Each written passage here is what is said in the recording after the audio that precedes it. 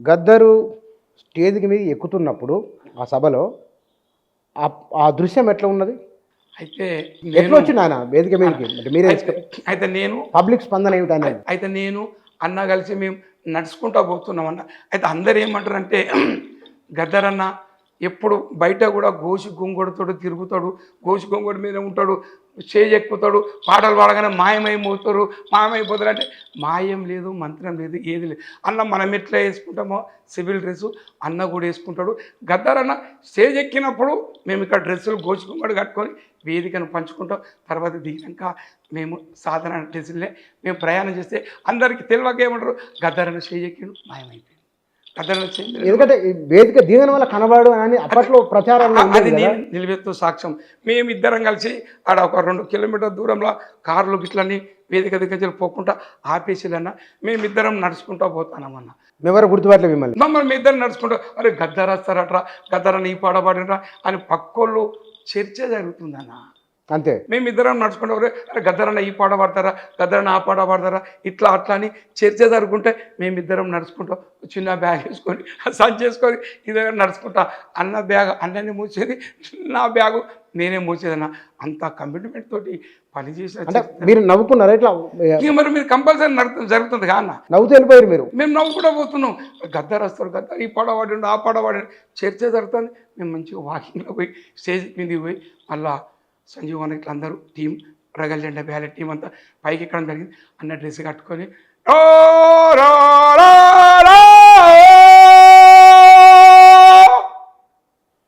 ఈ శబ్దంతో ఆ బహిరంగ సభ ముచ్చట్లు అని చర్చ జరుగుతుంటే ఈ శబ్దం ఎప్పుడైతే విన్నారో సైలెంట్ అయిపోయిందన్న. లక్షల మంది సభల రేలా రే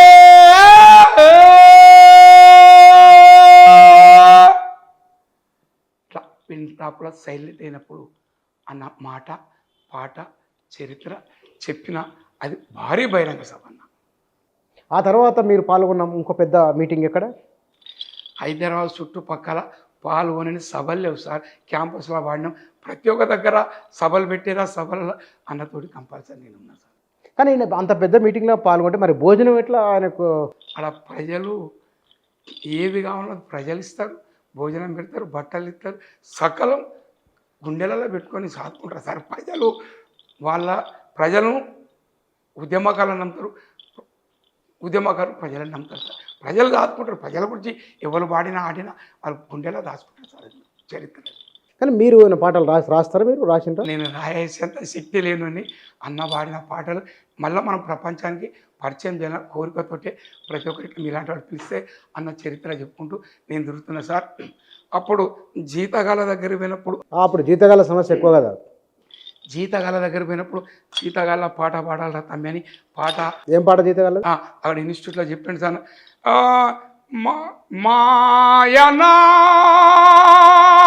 జీతగాడా ఊరన్నో జీతగాడా జీతముండి తిమ్మే వాయన మాయన్న ఓ జీతగాడ జీవి వాయన మాయన్న ఓ జీతగాడ జీతముండి తిమ్మే వాయన మాయన్న ఓ జీతగాడ జీవి వాయన మాయన్న ఓ జీత ఒరం జెక్కి ఒరిగిపోతివా మాయన్న ఓ జీతగాడ వంగిపోతివా మాయన్న ఓ జీతగాడ పట్టుబట్టి పండి కొట్టి పొందకైతివా మాయన్న ఓ జీతగాడ పొందకైతివా మాయన్న ఓ జీతగాడ మాయన్న జీతగాడ. అట్లా జీవితాల గురించి జీతగాల గురించి పల్లెల్లో పోయినప్పుడు పాడినప్పుడు అరే మా జీవితం గురించి పాడిండు గొప్ప వాళ్ళు ఇవ్వాలంటే అప్పుడు గద్దరన్న పాట వెలుగులోకి వచ్చింది. ఉద్యమాల వైపు ప్రజలు కూడా రావడం జరిగింది. ఈ లంచాల మీద ఏమైనా రాసిన పాట ఉందా? లంచాల మీద, అవినీతి మీద రాసింది? అవినీతి మీద చాలా రాసిందన్న. ఒక పాట అయితే అవినీతి మీద రాసింది కానీ అది పాడేది లేదు. అయితే రెక్కబొక్క నొయ్యకుండా సుక్క చెమట వడవకుండా రెక్కబొక్క నయ్యకుండా సుక్క చెమట వడవకుండా కొర్రవాగా పెంచినావురా దొరోడో నీ పెయ్యంతా మంతరిస్తాం దొరోడా దొరోడో దొరోడా పోనీ పోనీ అంటే కానీ కానీ అంటే పోనీ పోనీ అంటే కానీ కానీ అంటే ప్రాణానికి 30 దొరోడో నీ పని పడితేర మాకు సుఖం దొరోడా. ఇట్లా దొరల మీద పాట పడినప్పుడు ఆ దొరల దౌర్జన్యం అంటే కొంచెం తగ్గింది. అది వాస్తవంగా అక్కడికి దొరల పాలన పోయింది. ఇప్పుడు ప్రజాప్రభుత్వాలు వచ్చినాయి. ప్రజల గురించి చాలా మార్పు ఉంది. మార్పు వచ్చింది. చాలా మారింది. అందులో మనం కూడా మారడం జరిగిందన్న. చాలా మార్పు చాలా మార్పు వచ్చింది. అప్పుడు దొరతనమాట పాడిందో అన్న. కానీ మార్పు వచ్చినప్పుడు ప్రకృతిని కాపాడాలని ప్రకృతి గురించి రాసిన పాట అయింది. ఎందుకంటే ఇప్పుడు మీకు 80ల నుంచి పరిచయమా? అవునన్న. 80ల నుంచి 80 నుంచి 90 మధ్య ఈయనకు అంటే గద్దర్ ఒక పెద్ద పేరు వచ్చిన పాట, పేరు తీసుకొచ్చిన పాట ఏం పాట? 80 నుంచి 90 మధ్య, మళ్ళీ 90 తర్వాత కాదు. అయితే అన్ని పేర్లు తెచ్చినాయి అన్న. అది ప్రజల గుండెల్లో ముందు జనానికి తెలిసింది బాగా. జనానికి తెలిసింది. ఇప్పుడు జీతగాల పాట ఈ అన్నిటి పాటల కంటే జీతగాల పాట చైతన్యం చేసిన తిరుగుబాటు చేసిన అంతకంటే పెద్ద పాట ఇక్కడ రాజు. భారతదేశం భాగ్యదేశం బ్రహ్మాండం పాట. దేశంలో హిందీలా తెలుగులో అది ఎక్కడెక్కడో భాషలలో మార్చి రాసిన పాట.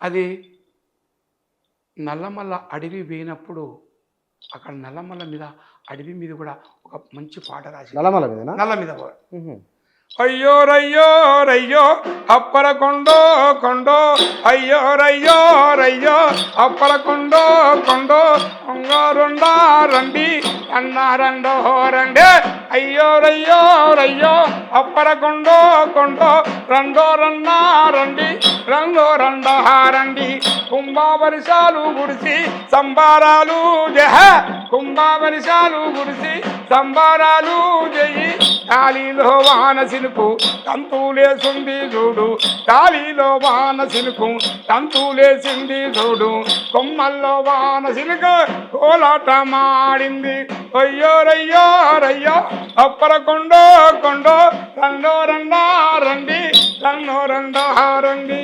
అన్నాలొస్తుండ్రమ్మ అన్నాలొస్తుండ్రమ్మ అక్కాలొస్తుండ్రమ్మ దాసండి దాసండి గూడెంలో దాసండి గుడిసెల్లో దాసండి గుడిసెల్లో దాసండి అయ్యో రయ్యో అయ్యో అప్పర కొండో కొండో రెండో రెండా రండి రెండో రెండా రండి.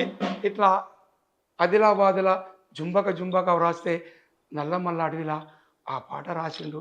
అది బ్యాలె రూపం కూడా చేసేది. పాట రాసినప్పుడు అంటే పక్కన మీరు డిస్కషన్లో అక్కడ అడవిలో పోయినప్పుడు వాళ్ళ వర్షం అప్పుడు వర్షం పడ్డది.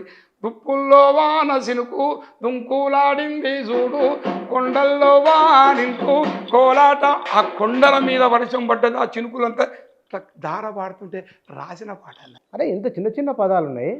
అది ప్రజల జీవితంతో అన్న పాటల సాహిత్యం పోయిటరీ సైన్స్ చదివేటోళ్ళకి అర్థం కాదు. పేదవాడు ఎక్కడ ఉంటాడో అతని జీవితమే ఆడ పాట రూపం ఉంటే అందుగురించి ప్రపంచ గాయకుడు మన గద్దారని. కానీ ఇక్కడ ఈ గోషి పెట్టుకొని ఆడే డ్యాన్స్ ఉంది కదా, ఈయనకి ఎవరైనా గురువు ఉన్నారా? నేను ఇది ప్రశ్న. ఫస్ట్ జననాట్య మండలి స్థాపించే ముందు అది ఆర్ట్స్ వల్సర్ అని మన బి నరసింహరావు అన్న అప్పుడు ఆయన సమస్య ఒక పెట్టిండే. ఆ సమస్యల అన్న కూడా పాడి చేసేది. ఇక అంతకుముందు పెద్ద పెద్ద ఇంటర్వ్యూలో చెప్పిండు ఉగ్గు కథ అల్లూరి సీతారాం ఇట్లా ఉగ్గు చెప్తూ అది పార్టీ వైపు మరలించడానికి. ఇతను ఈ ఈ ఈ ఆట మాట తర్వాత స్లాంగ్ అంటే గొంతు మార్చడం ఇది స్వతహాగా ఇతను ప్రాక్టీసే కదా. అన్న సొంతంగా చేసిన ప్రాక్టీస్ అన్ని ఎవరు చెప్పలే ఎవరు చేయలే. దానికి సహకరించినోడు బి నరసింహరావు అన్న.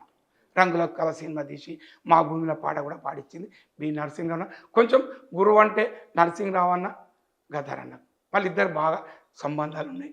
అట్లా అన్నను బయటికి తీసుకురావడం జరిగింది బి నరసింహరావు అన్న. ఓకే. ఆయన 90 అంటే 80 మీరు ఇంతకుముందు అడిగి ఈ గోషి గొంగడు కట్టుకొని ప్రజల దగ్గరికి ఎందుకు పోవాలని.